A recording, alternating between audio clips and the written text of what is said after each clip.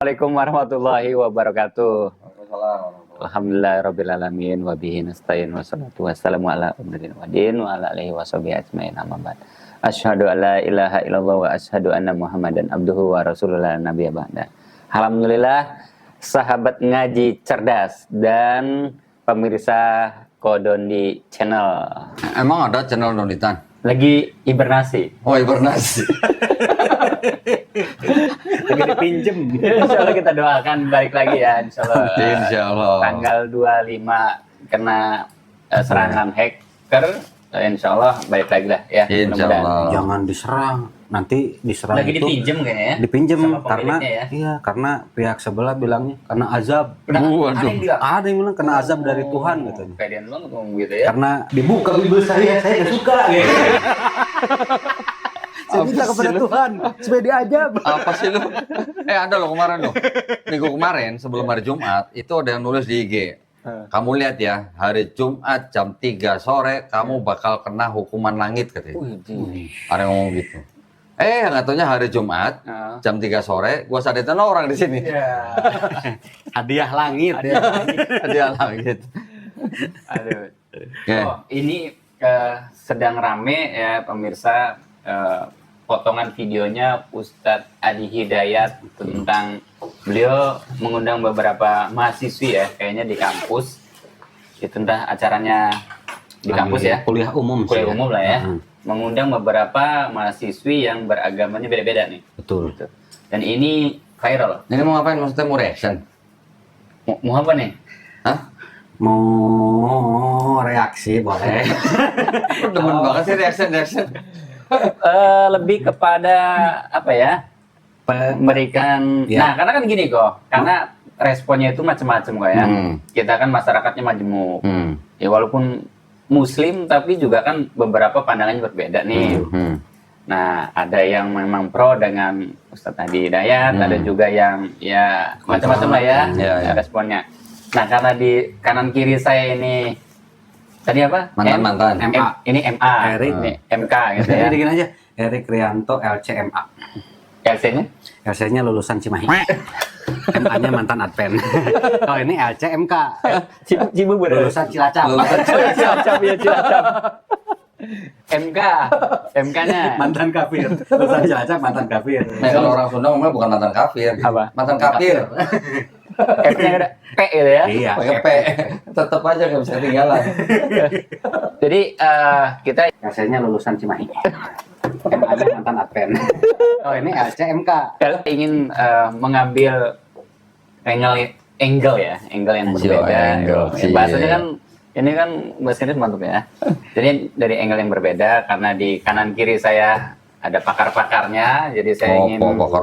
menyerap ilmu nih ya, menyerap ilmu. Bagaimana pandangannya, terus dari sisi mungkin dari psikolognya gitu ya.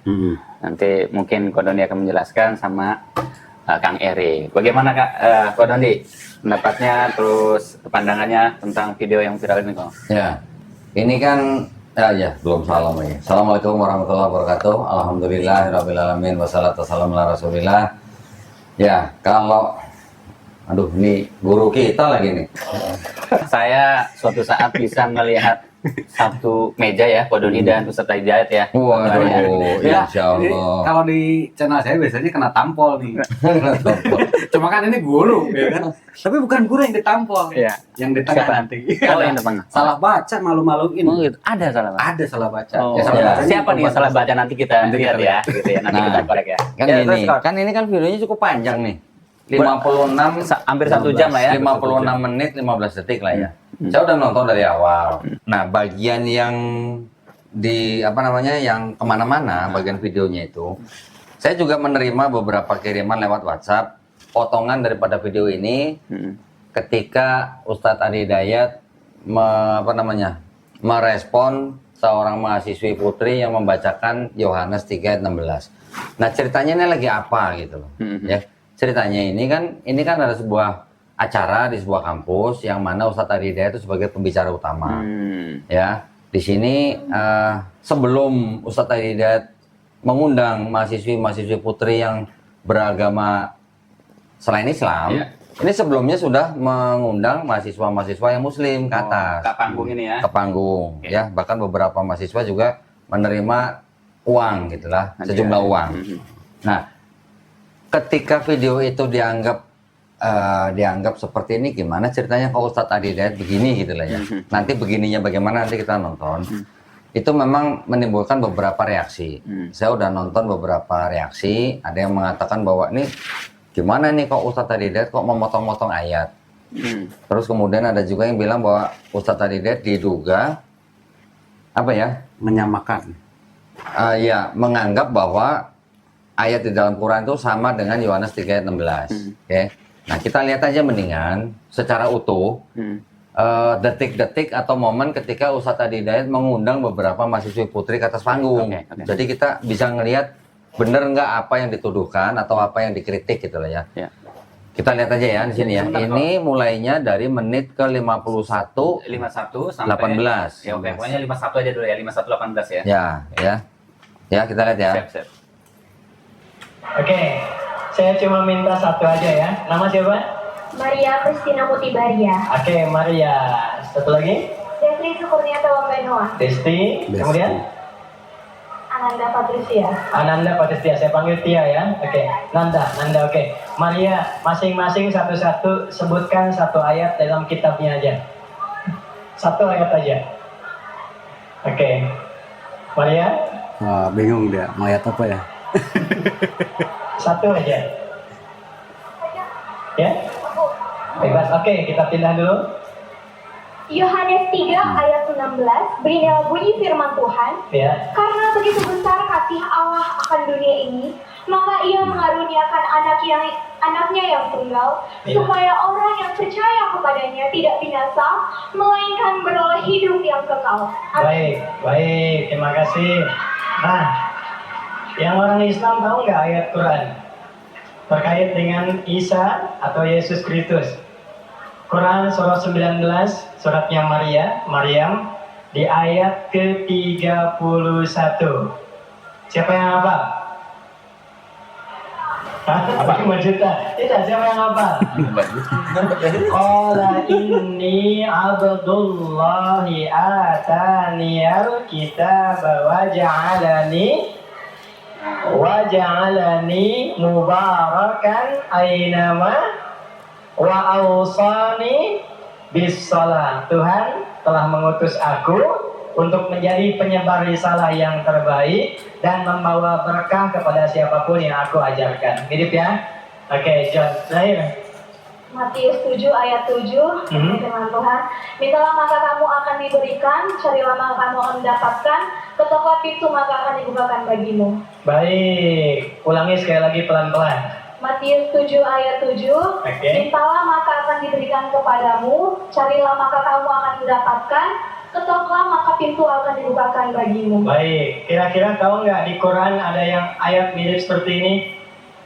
Quran surah kedua ayat 186. Wa idza sa'alaka ibadi anni fa inni qarib ujibu da'watad da'i idza falyastajibu wal yu'minu la'allahu. Kalau kamu butuh apapun, mintalah kepadaku, maka aku akan kabulkan dan berikan jawaban kepadamu seperti yang kau inginkan. Maka yakinlah kepadaku, aku berikan petunjuk kepadamu untuk memudahkan urusanmu. Mirip ya? Karena itu saya mau katakan, kenapa saya tanya, saya ingin tegaskan dari Umri, kita ingin memberikan inspirasi toleransi beragama yang tinggi, bahwa perbedaan keyakinan itu tidak menghalangi kita untuk semangat belajar, membangun hubungan baik, dan bekerja sama untuk mensukseskan kampus kita, demi negeri kita, dan demi kesatuan negara Republik Indonesia yang kita cintai. Sepakat? Oke, masing-masing 1 juta rupiah ya. Oke. Rick, lu nggak mau baca di panggung, Rick, 1 juta rupiah, Rick. Berapa ayat antum mau baca? Nah ya, ini dipersilakan turun ya. Oke, ini di sini berarti kan ketika Ustadz Adi Hidayat minta kepada salah satu mahasiswi untuk membacakan ayat dalam kitab suci mereka 2 kali atau 2 ayat dalam Bible dibacakan 2 kali juga Ustadz Adi Hidayat bilang mirip ya gitu. Ya kan? Berarti Quran surat Maryam ayat 30-31 Ustadz Adi Hidayat mirip ya dengan Yohanes 3:16. Kemudian Ustadz Adi Hidayat juga membacakan Quran surat Al-Baqarah ayat 186. Ustadz Adi Hidayat juga bilang mirip ya dengan Matius 7 ayat 7. Kalau saya lihat yang ayat kedua, yang Matius 7 ayat 7 dengan surat Al-Baqarah yang ayat 186, itu memang jelas banget kemiripannya. Oke. Nah, cuman yang masalah yang Yohanes 3:16 nih. Karena kan mungkin teman-teman semuanya memahami bahwa di Yohanes 3 ayat 16 itu kan sudah jelas bahwa di situ ada kata-kata anaknya yang tunggal. Gitu kan? Cuman ayat ini nih masih bisa dikatakan ayat ini ambigu. Ambigu itu artinya bermakna ganda. Oke. Kalau dalam tradisi orang Yahudi yang disebut dengan anak Allah itu artinya adalah orang yang soleh. Ya. Adam disebut anak Allah. Daud disebut anak Allah. Efraim malah disebut putra sulung. Ya, terus siapa lagi? Nah, jadi ketika Yesus juga disebut anak Allah, itu ya memang sudah menjadi bagian daripada tradisi Yahudi. Tapi orang-orang Yahudi tidak ada yang menganggap orang-orang yang disebut anak Allah itu sebagai Allah gitu. Tuhan nah, gitu. Sebagai Tuhan gitu, nggak ada. Tidak ada yang menuhankan orang-orang dengan sebutan anak Allah gitu. Nah, kalau untuk yang Yesus disebut anak Allah, menurut pandangan orang Kristen yang umum atau yang mainstream atau yang utama, arus utama, memang Yesus disebut anak Allah memang dianggap sebagai Tuhan. Tetapi juga masih ada Kristen-Kristen yang lain juga yang menganggap sebutan anak yang tunggal itu bukan Tuhan. Ada juga, tapi hanya utusan atau nabi. Ada. Kristen apa? Kristen Unitarian. Ya, Kristen Unitarian, mereka juga menggunakan kitab yang sama dengan Kristen yang Trinitarian. Jadi mereka juga membaca Yohanes 3:16, tapi mereka memahaminya anaknya yang tunggal itu sebagai utusan. Gitu. Nah, untuk yang kalangan Trinitarian, kita juga perlu memahami secara konteksnya mereka ya. Dalam pemahaman mereka sendiri, yang disebut dengan anak yang tunggal itu memang, yang saya tahu, memang itu adalah suatu bentuk kekhususan kepada Yesus. Makanya disebut anak yang tunggal. Kalau yang di KJV bilangnya the only begotten son. Kalau NIV bilangnya the only son gitulah. Nah, pertama-tama yang ingin saya katakan di sini adalah kenapa ada konsep bahwa Tuhan ini istilahnya punya anak, tapi dalam tanda kutip pengertian anak ini bukan anak yang hasil hubungan badan gitu loh. Ya. Walaupun KJV nulisnya begotten itu artinya adalah diperanakan dari hubungan badan, tapi maksudnya mereka adalah bukan Tuhan itu yang berhubungan badan dengan Maria gitu, bukan gitu ya. Pemahamannya adalah bahwa anak yang tunggal itu memang sebagai utusan juga, tapi juga dia juga dalam wujud Allah gitu lah. Ya. Bahkan nanti ada keterangan lagi bahwa Tuhan mengambil bentuk rupa daripada manusia gitu. Jadi ini memang agak kompleks ya. Makanya tadi saya bilang ambigu. Ada Kristen yang menganggap itu sebagai Tuhan, anak yang tunggal, tapi juga ada Kristen yang menganggap itu juga cuma sebagai utusan gitu. Nah, yang dibacakan oleh Ustadz Adi Hidayat tadi, yang di Quran surat Maryam ayat 30-31, memang tadi kan Ustadz Adi Hidayat kan menyebutkan hanya ayat 31. Tapi Ustadz Adi Hidayat kan membacakan dari ayat 30. Nah, yang ingin pertama-tama saya klarifikasi di sini setelah kita menonton dengan lebih jelas di sini nih ya. Di sini di ayat yang ke-30 Ustadz Adi Hidayat tidak memotong ayat karena dia mengajak mahasiswa juga untuk ikut membaca. Gitu kan? Jadi yang membaca bukan hanya Ustadz Adi Hidayat, tapi mahasiswa yang di depan dia juga ikut baca. Nah, ketika Ustadz Adi Hidayat membacakan Aja Alani, yang meneruskan dengan kata Nabi ya itu mahasiswa-mahasiswa di depan dia gitu loh. Jadi bukan memotong. Itu yang jadi bahan ini ya. Iya, bahkan katanya itu bukan nggak dibaca, itu sampai rame tuh kayak gitu. Tuh. Ya. Tapi di sisi lain kok ada umat Kristen yang mengaminkan. Ini umat Kristen malah, wah amin nih Ustadz Adi Hidayat setuju nih bahwa Al-Quran sama dengan Bible. Jadi legitimasi. Nah, Islam yang dari oknum lah ya, kita sebut nggak semua Islam. Oknum ini mengatakan bahwa Tuh, Ustadz tadi motong-motong ayat, ini harusnya belajar ngaji lagi. Coba sampai kayak gitu. Yoilah. Sampai diaduin yang nunduk nanti siapa gitu kan. Tapi kan bukan untuk ajang adu-aduan gitu. Tapi dengan kalimat seperti itu kan, ya Allah, ini Islam sholat tobat deh gitu ya. Nggak perlu disebutin lah, udah tahu orangnya. Nah, tapi yang pertama gini, kita harus memahami Ustadz Adi Hidayat mengundang beberapa mahasiswi yang bukan Islam naik ke atas panggung, dan acara ini itu konteksnya apa gitu. Oke. Ini kan konteksnya bukan debat ini. Bukan. Akademik ya? Akademik kuliah. Ini kan konteksnya dalam satu institusi pendidikan yang mana mahasiswanya ternyata beragam agamanya, berbeda keyakinan gitu loh. Ya. Jadi saya mencoba memahami apa artinya mirip ya, kata-kata mirip ya dari Ustadz Adi Hidayat ketika dia membacakan Quran surat Maryam ayat 30 dan 31 dengan Yohanes 3:16. Yang pertama dulu kok itu kok. Ya, saya yakin bahwa Ustadz Adi Hidayat tidak menganggap bahwa ayat itu sama. Kalau mirip itu sama apa enggak sih? Enggak. Hah? Enggak. Mirip sama tuh beda? Beda. Mirip itu sama bukan? Bukan. Bukan. Jadi kalau ada kemiripan, itu kan mungkin ada kemiripan. Kalau saya melihatnya nih ya, kan kalau kita dari ayat 30-nya di Quran surat Maryam itu kan seperti istilahnya pengakuan daripada Nabi Isa alaihissalam bahwa dia adalah seorang hamba Allah, seorang utusan, ya. Sedangkan di dalam Kristen yang mainstream sendiri juga mereka mengakui Yesus sebagai Mesias, itu juga sebagai utusan Allah. Tapi mereka juga mengakui bahwa sekaligus Allah itu sendiri gitu loh, yang turun dalam bentuk manusia gitu loh. Itu saya dulu tuh kayak gitu tuh. Ngaku ya. MA. Jadi maksud saya gini, ini konteksnya berarti kalau begitu, ini kan berarti yang mungkin dianggap mirip itu adalah sama-sama utusan gitu loh. Ya. Tolong diperhatikan lagi, tadi di akhir atau sebelum Ustadz Adi Hidayat mempersilahkan ketiga mahasiswa untuk turun panggung, Ustadz Adi Hidayat dengan tegas mengatakan bahwa perbedaan keyakinan itu tidak menyurutkan tidak menyurutkan atau menghalangi semangat belajar. Perbedaan keyakinan tidak menyurutkan semangat belajar. Berarti kan kalau di sini kan ini dalam rangka belajar sama-sama tapi beda keyakinan gitu. Ya, ini konteksnya bukan konteks debat nih. Kalau debat sih mungkin ya Ustadz Adi Hidayat pasti punya argumen yang jitu lah pastilah. Ya. Kan pernah nonton videonya Ustadz Adi Hidayat kan. Kalau anak Allah dianggap Allah, Adam nggak punya bapak gitu.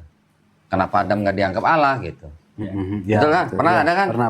Nah, jadi ini feeling saya lah ya, Ustadz Adi Hidayat tidak mungkin menganggap Quran surat Maryam 30:31 itu setara atau identik dengan Yohanes 3:16. Tapi ada kemiripan dalam konteks atau dalam konsep Yesus Kristus atau Isa Al-Masih ini konteksnya dalam sama-sama sebagai utusan yang mengajarkan sesuatu, kalau percaya selamat sampai akhirat gitu. Ya. Betul kan? Yang ininya kok ketika kalimat yang mungkin menjadi ramai itu gara-gara anaknya yang tunggal kan. Nah, di sebelum anaknya yang tunggal itu ada ayat di mana di situ karena begitu besar kasih Allah akan dunia ini sehingga ia mengaruniakan. Nah, mengaruniakan anak yang tunggal. Nah, yang menjadi masalah kan orang-orang Kristen atau mantan Kristen seperti saya ini mengaruniakan itu artinya bisa berbagai macam arti. Nah, tafsir ya. Ya, nah ini menurut Kodone nih, yang mengaruniakannya ini apakah berbentuk sebagai mengutus, menjadikan, membuat, atau mengaruniakan ini? Menciptakan, merubah dirinya sendiri atau gimana nih? Iya. Ya, makanya kan gini, di dalam Kristen sendiri, di dalam memahami yang namanya firman menjelma menjadi manusia, ya. Itu kan mereka sebut dengan sebutan inkarnasi, ya kan? Walaupun diceritakan di dalam Bible sendiri bahwa Yesus itu lahir dari rahimnya Maria atau ibunya, lahir sebagai manusia, lahir dalam bentuk manusia gitu lah. Kita lihat nih ayatnya ya. Ini kan Yohanes 3:16 nih. Saya sengaja buka ya Alkitab Sabda. Karena apa? Karena di sini ada tafsir nih. Itu perikopnya kan percakapan dengan Nikodemus. Karena begitu besar kasih Allah akan dunia ini sehingga ia telah mengaruniakan anaknya yang tunggal. Supaya setiap orang yang percaya kepadanya tidak binasa melainkan beroleh hidup yang kekal. Tadi saya sempat mengatakan bahwa ayat ini ternyata diartikan berbeda oleh Kristen Unitarian. Ya. Kristen Unitarian tidak menganggap bahwa anak yang tunggal itu Tuhan gitu. Ya, dan tidak menyembah Yesus sebagai Tuhan. Nah, sekarang ini kan di sini ada beberapa huruf yang warna biru tuh. Ada Y, ada 1. Coba kita lihat nih ya, apa nih? Yang Y. Besar kasih Roma 5 ayat 8, Efesus 2 4, 1 Yohanes 4 9 10 dan sebagainya. Yang 1 ini apa? Nah, begitu besar kasih Allah akan dunia ini gitu. Nanti diartikan dunia ini artinya bukan cuma buat orang Yahudi aja, tapi buat semua. Ada yang mengartikan begitu kan. Tuh, nomor 1 kan kasih Allah cukup luas untuk menjangkau semua orang, yaitu dunia ini gitu kan. Allah mengaruniakan anaknya sebagai korban penghapus dosa di atas kayu salib. Pendamaian mengalir dari hati Allah sendiri penuh kasih. Korban Kristus bukan sesuatu tindakan yang terpaksa dilakukan oleh Allah. Ini adalah doktrinnya Kristen. Ya, doktrinnya Kristen. Terus kita lihat lagi nih yang lain nih. Mengaruniakan Z, coba apa nih? Yesaya 95. Wah, ini ceritanya yang mengadopsi kitabnya Yahudi, diartikan dengan kacamata Kristen atau ditafsirkan dengan kacamata Kristen. Makanya mereka menganggap konteks ayat ini sama dengan Yesaya 9 ayat 5. Ya, ada lagi nanti Roma 8 ayat 2 tuh yang dari dianggap tulisannya Yesus. Nah, sekarang kita lihat anaknya nih. Tulisan Paulus kok. Sorry, yang Roma tadi Paulus. Tadi gua ngomongnya apa?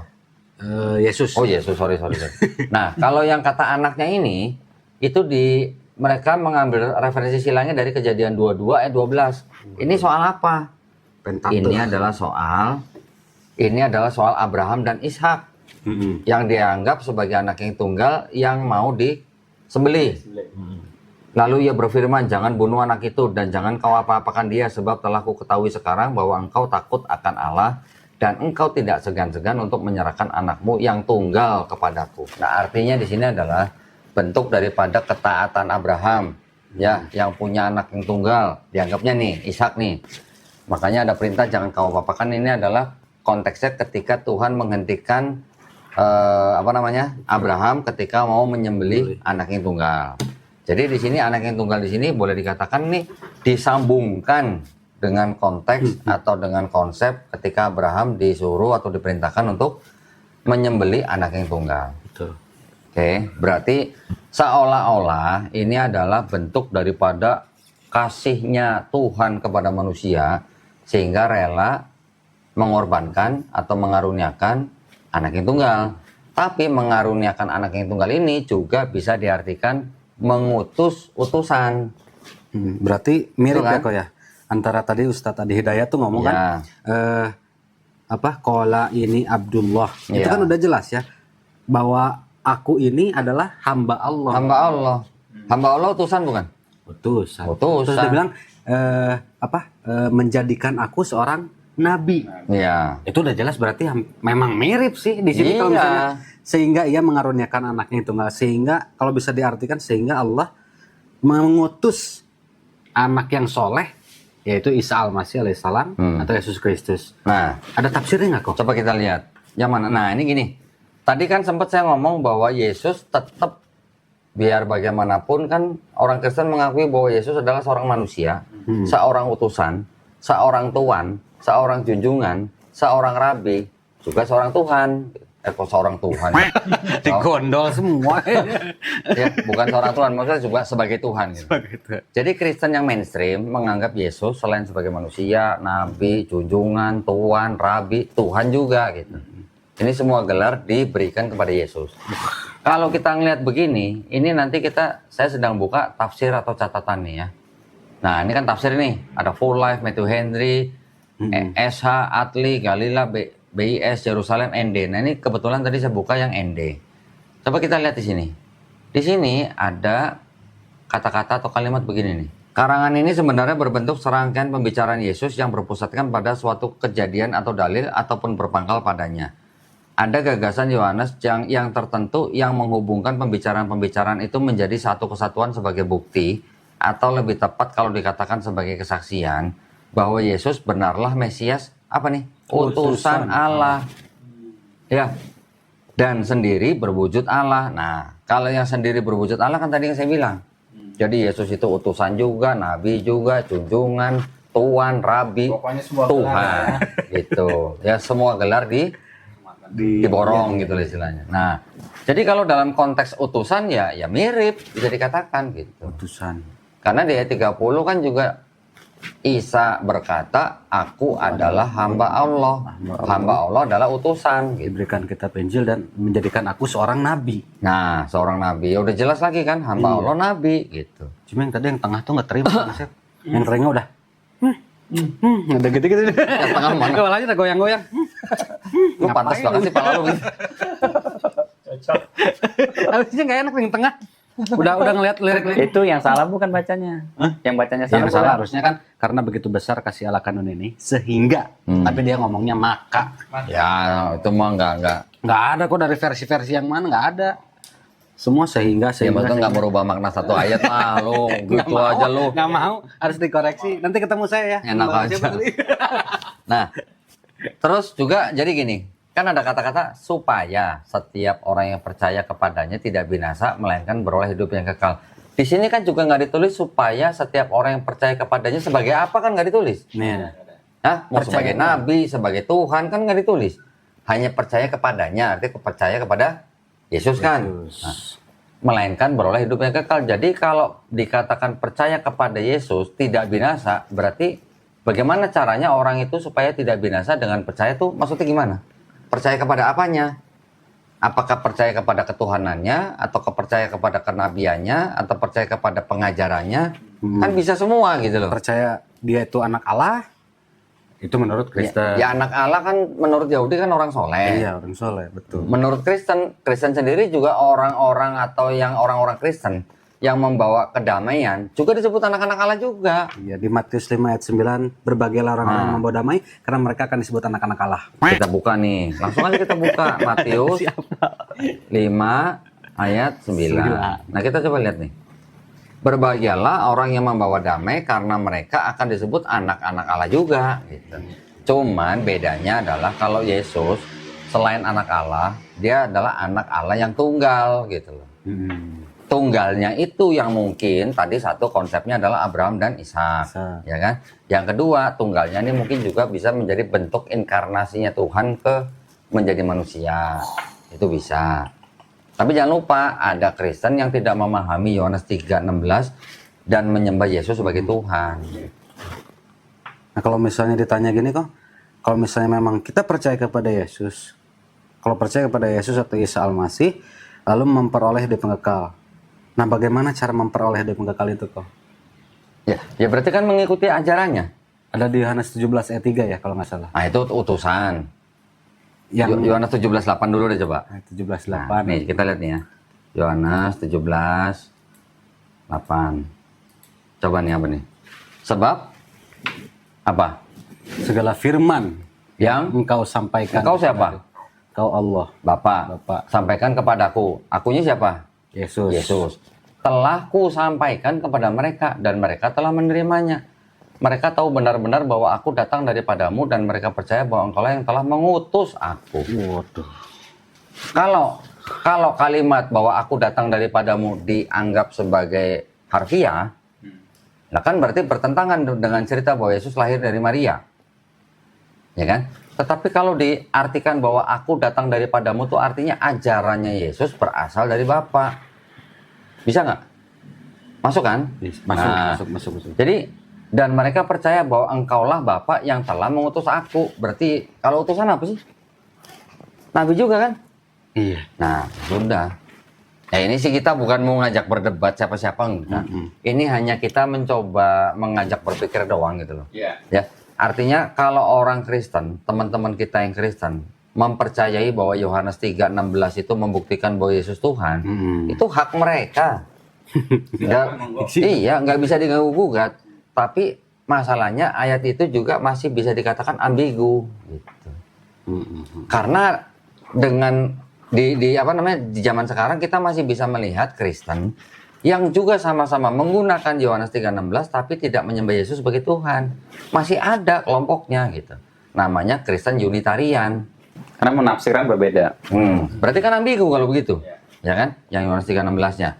Lagi pula, ini mohon maaf ya, ini sedikit menyenggol sejarah nih. Ketika Kristen awal baru ada, apakah semua kelompok itu menyembah Yesus sebagai Tuhan? Kan tidak. Tidak. Yang menyembah Yesus sebagai Tuhan adalah Kristen-Kristen yang mengikuti pemikiran Paulus. Masih ada lagi Kristen yang lain. Kristen Arianisme nggak menyembah Yesus sebagai Tuhan. Kristen Gnostik nggak menyembah Yesus sebagai Tuhan, bahkan tidak percaya yang disalib Tuhan. Bahkan tidak percaya bahwa yang disalib Yesus. Yang disalib adalah Simon orang Cinere. Cirene. Cinere sebelah Ciledug. Ya.